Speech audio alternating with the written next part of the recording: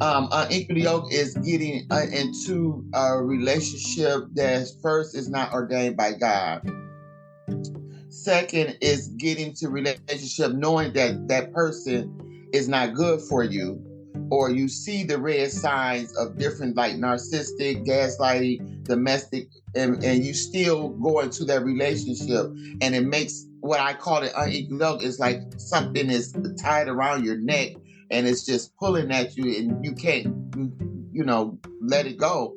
That's like the same thing as soul ties. When you interact with different relationships, have sexual relationships with different people, each spirit becomes into your spirit and it becomes soul ties. And a lot of times we get into these soul ties which make us unequally yoked because we are interacting with these different spirits that, when you connect, it becomes into you. You know what I'm saying? Okay, everyone, welcome to Living the Next Chapter. My guest and I have been playing with Zoom. Oh, the joy of trying to connect on the internet. So much fun. If you want to have fun, start a podcast and get on Zoom and try to connect. It is ugh. But my guest is a tech genius because she made it all work. We're here. We're live. We did it. Lois Ivory's with me. We're going to be talking about her book, Unequally Yoked, My Testimony and My Healing. My new favorite author is here on Living the Next Chapter. Lois, hi, how are you? I'm fine. Hello, Dave. How you doing? You did it. You did it. You figured out I was Zoom. working it out.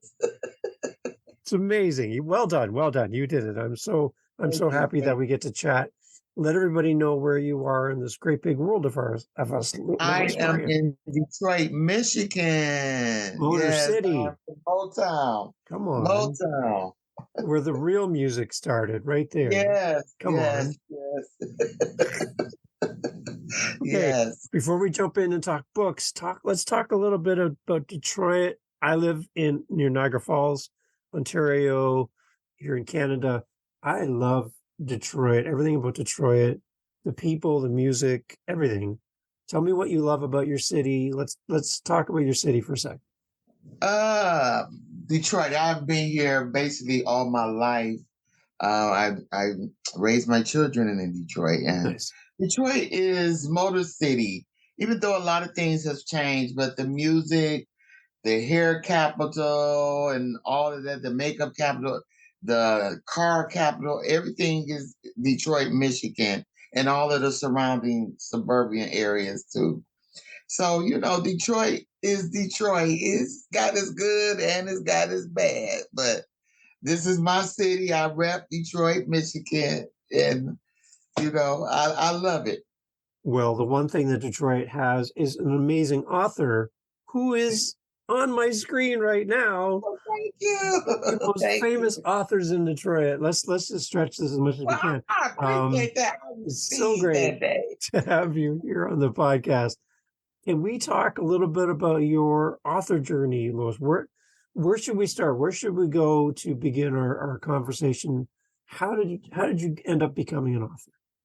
Well, I had decided to write a book some years ago, and I had started writing, and I would put it down, and I was like, okay, the text or the conversations that I had to put in the book, I was kind of afraid would it hurt or offend people because it was going to be really my true life story, of things that has happened to me, the traumas and things that I had to endure. And so I would put it down, I would pick it back up and I would put it down. And I think within the last couple of years during the COVID and things taking place and people dying before me, and God still allowed me to be here, and and me dealing with women every day of my life, because I am in the beauty industry. I deal with women and I hear their stories about their relationships, their marriages, and the different things that has happened to me, us swapping stories. I prayed and the Lord just said, go ahead and just write, and going through the last divorce and stuff, it just really just let me just sit down, concentrate, and just really put down things about what is really going on in relationships and things that we as women and men need to recognize when going into these different relationships, and what we have to be aware of, the signs that we have to follow, the signs we have to be aware of, and just, recognize what you're going to. If it's true love and y'all really into each other, you have to be in the truth with each other, Mm. and you don't want to get entangled into an unequally yoked relationship that either leads into domestic violence or divorce, or different breakups and trauma things that go on. So with that, God gave me the let go, to just go ahead and the right. And a lot of things I still didn't put in the book, but I put a lot of stuff to tell people about how my life started, why it why it started in that position, because it came from like my childhood, and enduring childhood abuse. Mm. And so it carried out into my like teenage years, into my young adult, into my adult years. And that's why I wrote the book, to help other women, that's going through, that might not have a voice piece, and I can be their voice piece for them. Nice, nice. So let's define the term, Lois, unequally yoked. What does that mean to you? And can you give us an example of what's in your heart, or when you think unequally yoked? Unequally yoked, first of all, it is derived from scripture in the Bible, Yep. like First Corinthians or something. It tells you about not being, God tells you not being unequally yoked with people. That's it. It doesn't just say relationships or husband or wife. It says with people. Unequally yoked is getting into a relationship that first is not ordained by God. Yeah.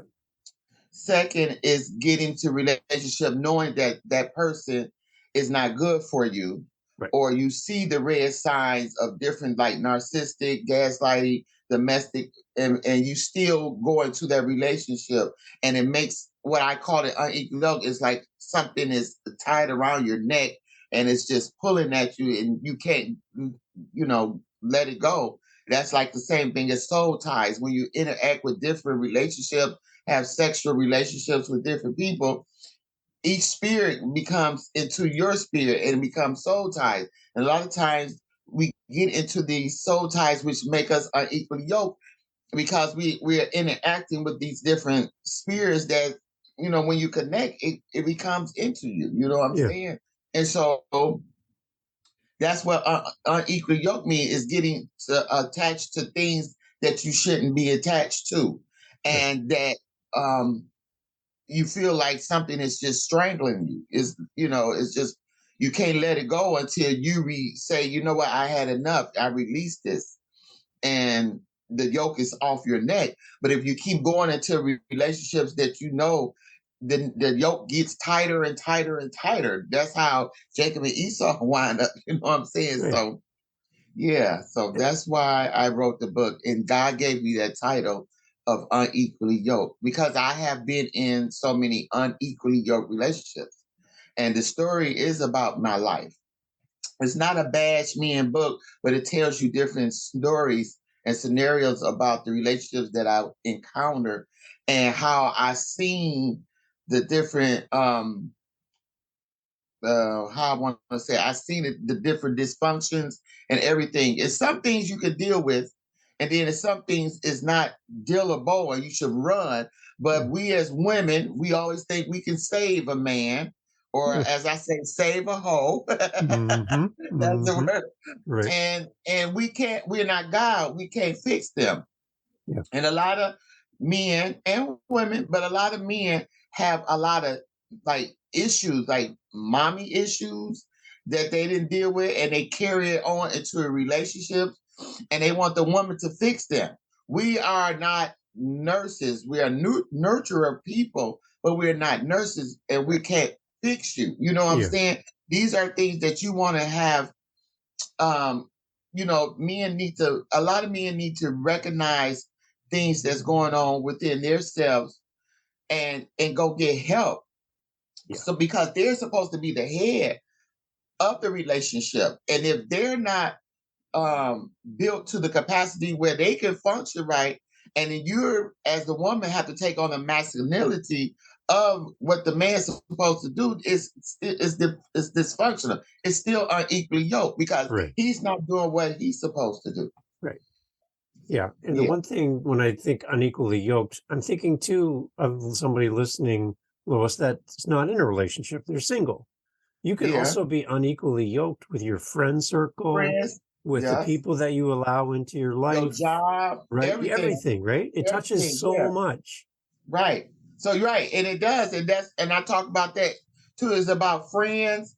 It's some friends that, that I have been in relationships for years, but I know it was an unequally yoked. They drained lives out of me, or the things, or they couldn't give me what I need, what they wanted, they can receive back. It's like a give and, yes, most time you give it and they're taking.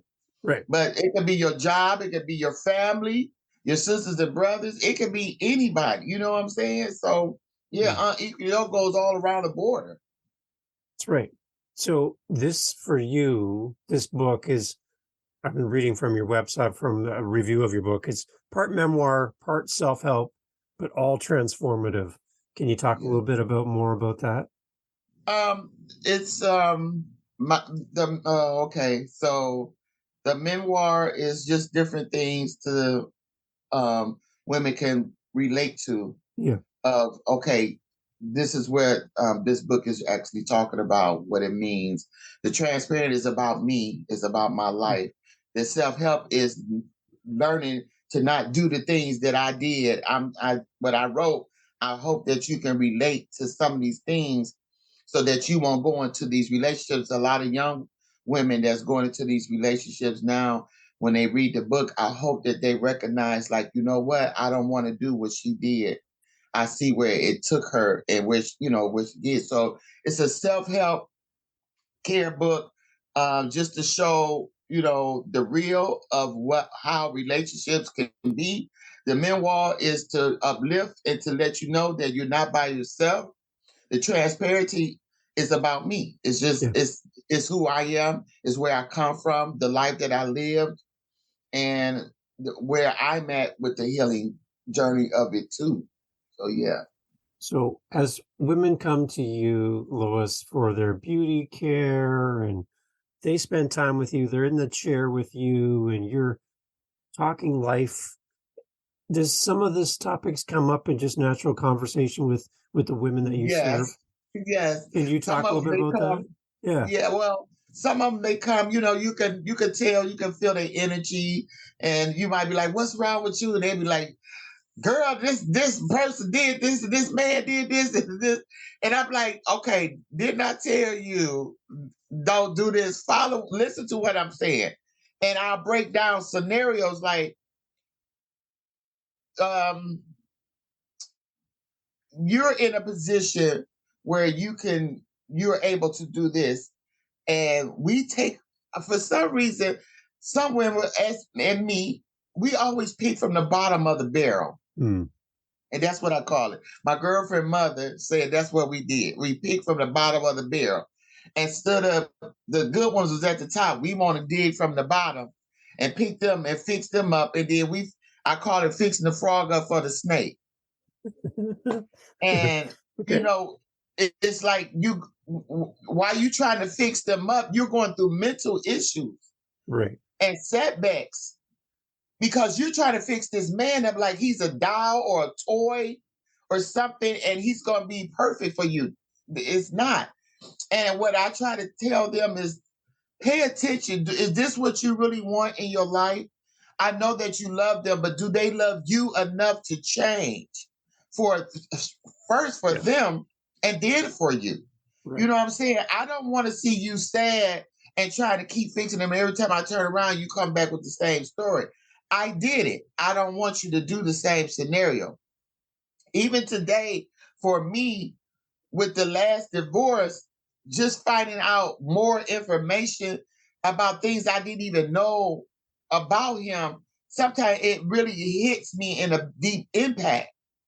And I have to still be strong for myself because other people they'll put their they want to talk to me about their problems and things like that, and I got to try to help them. But at times I find out that when I try to talk to somebody, I don't really have nobody to talk to, or they throw stones or rocks at me. Right.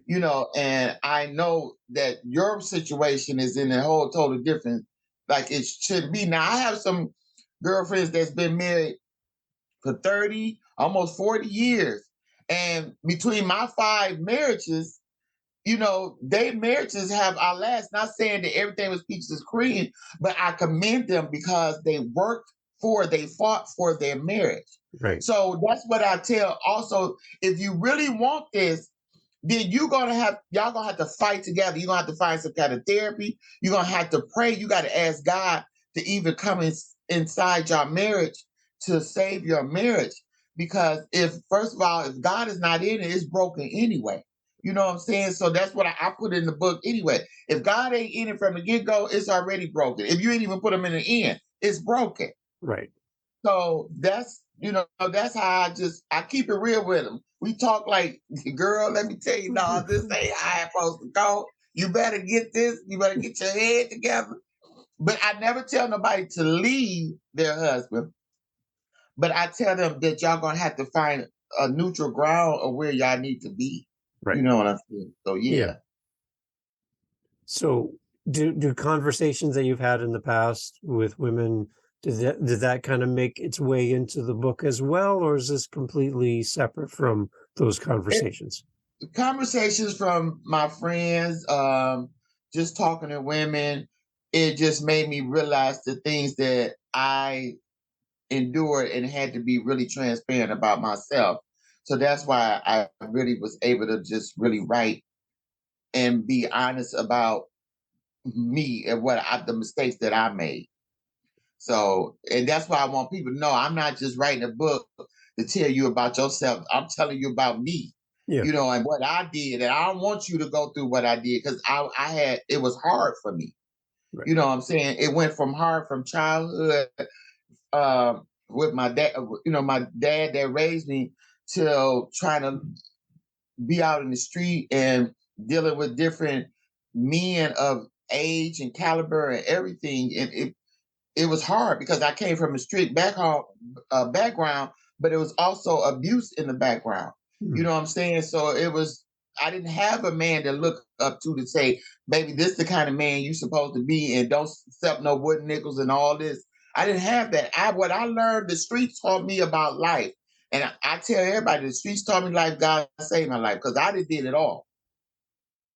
So I'm in the process. I'm getting ready to write the second part of Unequally Yoked, and it's going to be called Hidden Secrets, because it's more in depth of things that I encountered, even from the childhood to how I wind up beginning in these marriages, because we be looking for love in all the wrong places. So that really goes well with the name of my show. It's called Living the Next Chapter. You're living your next chapter, right? As you think about the next book and sharing your message with the world. Any feedback that you've heard from the book so far from people who have read it? Yes. A couple of people said they couldn't put the book down. Nice. They really enjoyed the read. They understand. They said I was a good writer. It's some kind of I'm a critical of myself, so I know it's some kind of things that's kind of tweaked out wrong. Like maybe the writing or something in there. But this is my first actual book of being an author. So, but everybody was like, "Nope, stop being hard on yourself." We really enjoyed the book. The book was good. You did good. You told the truth about yourself. We love it. When is you gonna have a book signing? Nice. They want to talk about it. So it made me feel really good about everybody gave me good reviews, because I asked for reviews like constructive criticism, whatever you had to say, just be honest and tell me how you feel. But so far, so good. I was like, okay, thank you, Jesus, I'm good. There you go. I love it. Anything different for the next book that you are going to approach writing a little differently for the next one? at all? The next one is going to be really just centered around a lot of secrets that I didn't put in the first one. Okay. So it's going to really be talking about um things that happened to me as a child, um, a little bit of molestation, Hmm. um, more of the abuse part, and then going into just relationships, not just so much of the marriages, just relationships with people and different men that I um drugs, all kind of stuff. Yeah. Yeah. So yeah, Okay. It's amazing. just the kind of things that I was too young that I shouldn't have seen or dealt with that I did. So Right. stuff that people don't really understand or know about me. People always inquisitive. They see one side of me, but they don't know about me. You know what I'm saying? So I'm just why I keep it real, because this is me purging and getting the help, the self-care and help for me that I need to let it go. Sometimes we suppress so many things, and things can trigger us, and people are like, why did you act like that? They don't understand. You might have had encountered that or dealt with that in some kind of form or fashion. Right. So yeah. Yeah. Amazing. So, Lois, for a young author that wants to write a memoir, wants to share their story, but they have a little bit of fear. Their story has implications for people in their family or extended family. Mhm. And how do you tell the story without hurting someone? Like there's so much that comes into play when you're writing a memoir. What kind of advice do you have for a young author starting their process of writing a memoir? What would you say to them? First, I would tell them to really just sit down and take a look about if they're ready to heal, because it's all about healing. A lot, like I just said, we suppress a lot of things, and we never get over it, and it plays out into our lives and into our children's lives. I would tell them to sit down and just take a deep breath and say, Lord, if this is what you want me to do, allow me to do it. And I would talk to my family and say, it's not that I'm trying to um, expose you or anything, but the things that happened to me did a serious impact on my life. Right. Why I say that is because the man that raised me, um, he really the hardship that me and him have that well we had is where now I always told him I was gonna have to be the one to take care of you. And even though he's not my biological dad, but he raised me, he adopted me. Hmm. But he was held to pay the captain. But I always told him I was gonna have to be the one to take care of you. And I remember words that he used to say was like, I ain't gonna never need you. Hmm. And to today, I'm the one that's taking care of him. I'm the one that has to go into the nursing home and see about him and do things. And the words that I hear from him is the words that I wanted to hear from him as a young girl, as a young lady growing up, is I love you. He tell me he loved me so much, and I'm thankful for you, and I'm this and that. Them words is what I needed to hear Right. growing up, because that was the impact I needed to make me into the adult that I was going to be in. Yeah. And now, I'm almost 60 years old, and now I'm hearing the words. I'm thankful for the words. And yes, I have given him, but the impact that he did on me it made my life hard. Right. And so I tell young women, I have another young lady friend that has went through things now, and she's actually doing like a podcast.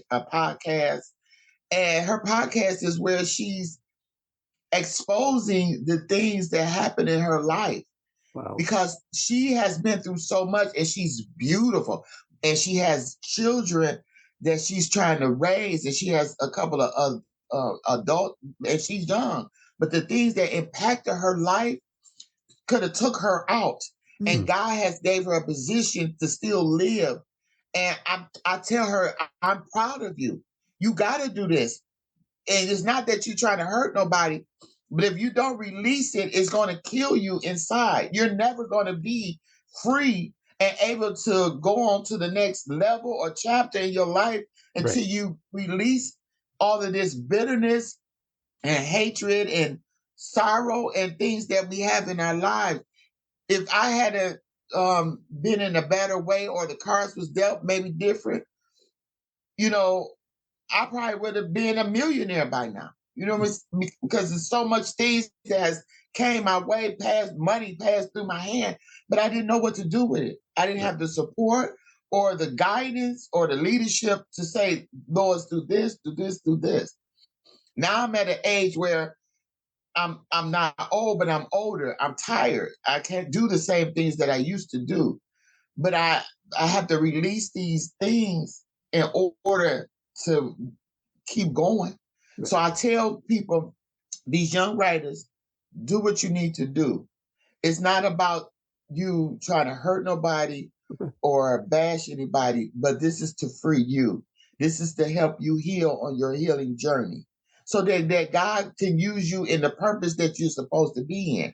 He can't use you in a hurt position, and I had to learn that. He can't use me in hurt positions until I'm able to give it all freely to him and say, God, here, I can't do nothing else. I got to trust you. I got to put this all in your hand. So me writing this down and releasing it, it's not really about me. It's helping other people. Because I'm not the only person that's going through this. It's other people going through this. You know what I'm saying? It's other people that went through worse than me. Yeah. But just because of my voice and the words that I put down allows them to open up and release their traumatic experience too. I'm a person, I'm loyal. I love my friends to the end, regardless whether we fall out or not. I'm the skeleton key holder. I'm everything. I'm the friend to the end because I love you genuinely. So that's with anything. I love my family. I love my father genuinely. But it took some time for me to get to the place where I'm at now because of all the trauma that he did. But because I have God in my life now, I'm able to move in a different way. You know what I'm saying? Right. So I tell young women, young men, right, do what you need to do. Go on a podcast. If you got to start a podcast and talk, you don't know what people you're reaching. You know what I'm saying? Yeah. You reach all kind of people. You don't know who you're reaching. You don't know who listening. Now, everybody's not going to be for you. Everybody's not going to join in. But there is a million of people that will, because they're going through the same thing. Right. So, yeah.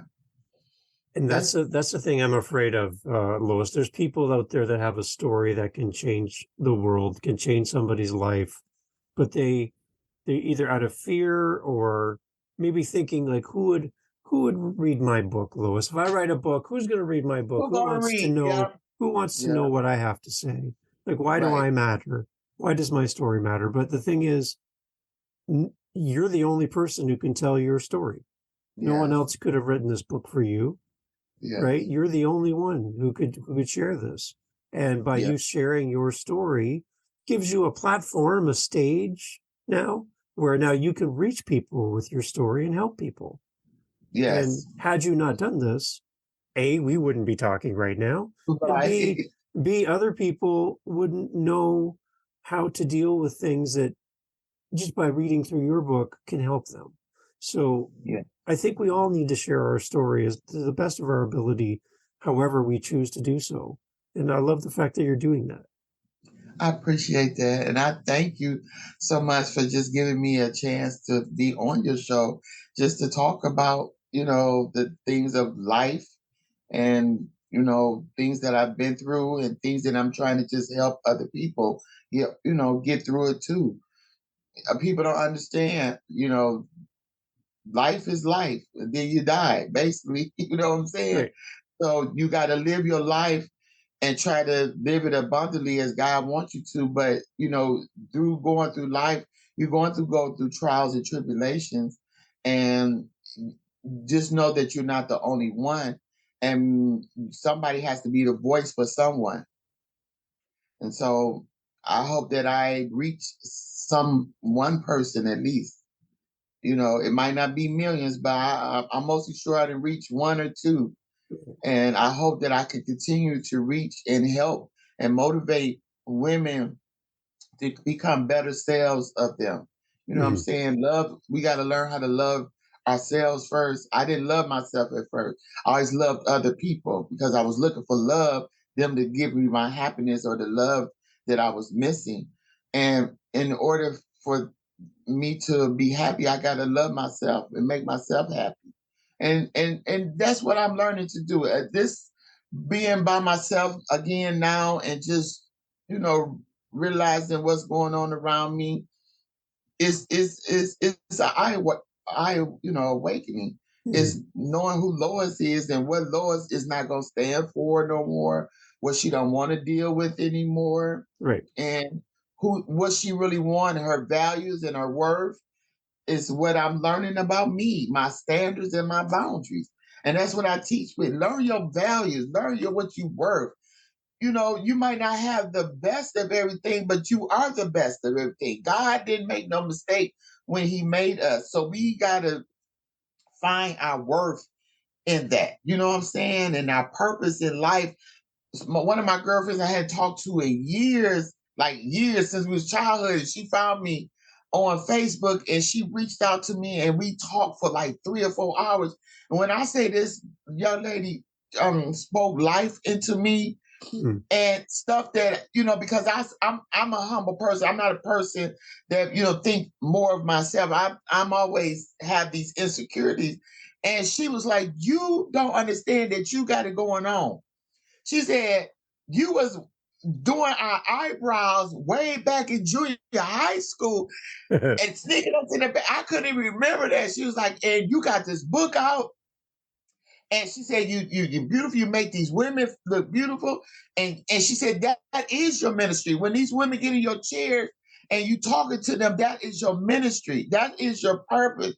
This is what you want to do. You like helping people. You like helping women. I want to open up a women's transition home. I ask God, give me abundance of money so that I can bless women and have schools and all kind of stuff in there so that they can be self-sufficient about themselves and stuff. Right. But she has spoke this life into me. And when I thought about it, I was like, oh my God, I understand my purpose is to be here to help women going through and speak life into them and make them feel and look beautiful. That's what I do. I even do deceased people. I think they supposed to look pretty when they leave out. So I make them look good. You know what I'm saying? So amazing. But that was I realized that was my purpose that God had me here for. The things that I went through, my trauma is to speak life into somebody else and let them know you're not alone. So yes. Okay, so Lois, before we close off, I have one more question for you at the end here, but where is the book available? Where can people buy their own copy? And we want them to leave a review as well when they purchase the book, but where should people go to find the book? Okay, on one platform is Amazon. Yeah. KDP, Amazon, and when you buy, you can leave a review. Please do. Also, it's Gumroad, and the website is small letters, B as in boy, IT./LY Lois A Ivory, and that's LOISAIVORY, and that's through Gumroad. Okay. And they can purchase the book from there. So it's through Amazon and Gumroad. Beautiful. And please leave a review. Please leave a review. Tell me what y'all think about it. It means so much for our authors to hear back from the readers, and it helps other people find the book and fall in love with it as well. So please take a moment. Everyone that buys a book, please leave a review. We appreciate that. Thank Lois, you in advance. I want you to do what your friend did for you as we close off today, okay? You talked about someone speaking life into you. You talk about what that meant for you to have that 3-hour conversation with a great friend. I want to get out of the way, okay? As this white guy in Canada, I'm going to move out of the way, and I want you to talk to the woman sitting in your chair virtually. She's come to you to get all done up nice. You're going to make her look gorgeous, but you want her to be gorgeous on the inside as well. She's struggling with some of the things that you have struggled through and overcome and thrived through. But I don't want you to talk to me. I want you to talk to her. And All she right. sits in your chair, okay? Because this person could be listening in any part of the world. Okay. And they're sitting with you virtually right now. And they're Okay. struggling with some of the things that you've lived through. I want you to talk to them, not through me. Talk to them Okay. directly. And I want you to share that message of hope and build them up on the inside. What would you say to them? All right. Well, first, I'm gonna read this in the back of my book. It says, "Stop thinking you are Captain Save-A-Ho, because you cannot fix nobody, and especially no man that already has childhood issues or just an issue that you know you're not willing to deal with. I realize that I am somebody that has a lot to offer, just like you do, but to the right person. My worth is more than a horizontal position, because there's no power in that to be used by God. Only fleshly desires. And don't get me wrong, it feels good, but as the song say, after the morning and after the night is gone, what happens is, are we still in love? A vertical position in the beginning is where God can use you so he can fulfill you with his purpose. In conclusion, I pray that everyone that read my life relationship story see where I'm trying to show you on how to recognize red flags and to know your self-value and worth, and don't let your vulnerability, like I did because I wanted to be loved so bad, have you in relationships that will leave you battered and bruised. I love all my sisters, black and white. So in ending this book, remember to lose the yoke off your neck. Check yourself first so you won't get caught up. Remember to pay attention. Don't get caught slipping, and don't become unequally yoked. You got this. I love you, my sister. Everybody, learn your self-worth and know your value of yourself. You can do this. You can heal. You can write, sit down and do what you feel. That intuition that's inside of you saying do it, do it. Whatever that good intuition is telling you to do it. Lose the yoke off your neck. That's with anything and anybody. Thank you, Dave, for allowing me to be on your show. Again, we had fun getting started today, but you stuck in there. You made it happen. So Thank you. this is all you. And I'm so thankful that you're on my show to talk about this, because I want women to understand that there's someone who feels what they feel, has lived what they've lived, and they have someone they can reach out to, someone that through the book, through speaking with you, that you can help so many lives. And I love your dreams. And Thank again, you. Lois, you don't know who's listening to the show. Someone might fall in love with your dream and reach out to you. We don't know, right? Come on with it. I'm ready We don't for it. know, right? So we're Look, we going to don't put know. that out there in the world, and the Yes. right person's going to hear it, and we just don't know, right? Oh, thank you so I much, love it. Dave. I Everyone, appreciate go buy Unequally Yoked, My Testimony, My Healing, Lois and Ivory on Living the Next that. Chapter. Lois, Yeah. Thank you. you Thank you. made Thank my day. You made my day. you. Made my day because I was determined. We're going to do this. I love it. I love it. Lois, thank you so much for being part of the podcast. Great to have you here. Thank you. Excellent. Everyone, go check out all the show notes. And like we said, give Lois some love. Send her a message and let her know you heard her on the podcast. Thanks, Lois. Thank you.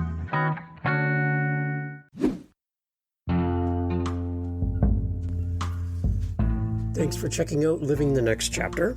Happy to have you here. And here at the end, I want to just put this shout out to authors listening.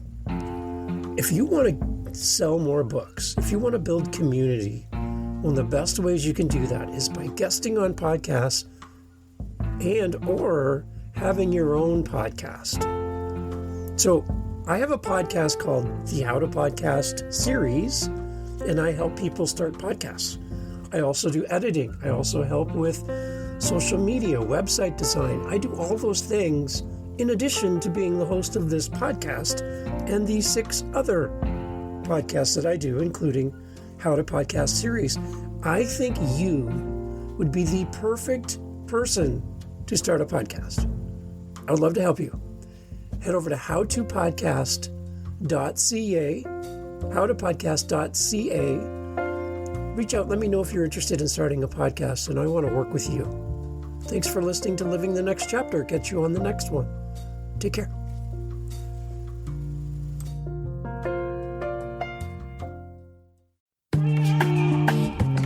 Mindshift Power Podcast, the podcast for teenagers and those who work with them. There's a huge problem in America today. There's a very large disconnect between teenagers and the adults who work with them.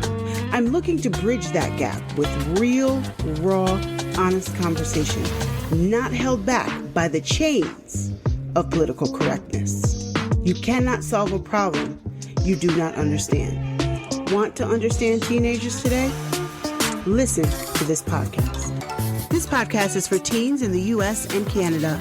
To learn more, go to fatimabay.com/podcast or just look for Mindshift Power Podcast on any listening platform. I look forward to you being a faithful listener.